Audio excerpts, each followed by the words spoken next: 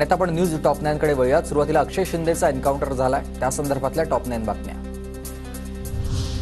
आरोपी अक्षय शिंदेचा पोलिसांकडून encounter. Thane crime branch unit 1 अक्षय शिंदेचा ताबा घेत असताना सेल्फ डिफेन्ससाठी पोलिसांनी अक्षय शिंदेवर गोळी झाडल्याची माहिती मिळते।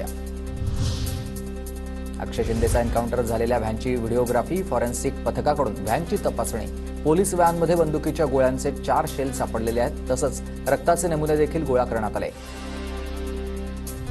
मुख्यमंत्री शिंदे आणि फडणवीसांमध्ये रात्री 20 मिनिटे तातडीची बैठक झाली। अक्षय शिंदे एन्काउंटर प्रकरणासह राजकीय घडामोडींवर चर्चा झाल्याची सूत्रांची माहिती। आरोपी अक्षय शिंदेच्या मृत्यूची विशेष तपास पथकाकडून चौकशी होणार। ठाणे पोलिसांकडून एसआयटीची स्थापना करण्यात आली। आर्थिक गुन्हे शाखेच्या पोलीस उपायुक्तांकडून तपास होईल। शवविच्छेदनासाठी अक्षय शिंदेचा मृतदेह जेरे रुग्णालयात आणण्यात आलेला आहे, तर थोड्याच वेळात शवविच्छेदन होईल। त्यानंतर मृतदेह कुटुंबियांना सोपवण्यात येईल। सरकारनं मुख्य पुरावा नष्ट केला। अक्षय शिंदेच्या एन्काउंटरनंतर राऊतांची प्रतिक्रिया। ज्यांना वाचवायचं आहे त्यांच्यावर मुख्यमंत्री आणि गृहमंत्र्यांचा बरदस्त, राऊतांचे आरोप।